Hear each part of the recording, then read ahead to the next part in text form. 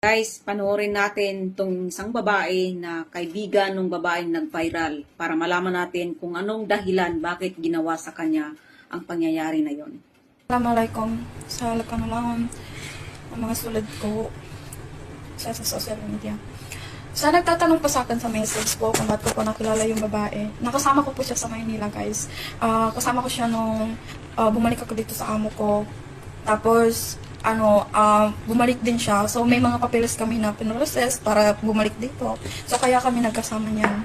Pero mag-iba po kami ng agency, pero magkasama po kami. Parehas lang yung namin, opisina namin sa Maynila.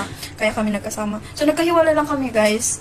Naghihiwalay lang kami nung bumalik na kami dito. So, 1 year din, nawala na akong balita sa kanya. So, nagulat lang ako kasi dumaan yung picture niya, na ganun nga yung nangyari sa kanya. So, nag-PM ako doon sa nag-post. Sabi ko, pasent naman, kasi parang kilala ko yung babae. So, yun nga, nakilala ko nga yung babae. Actually,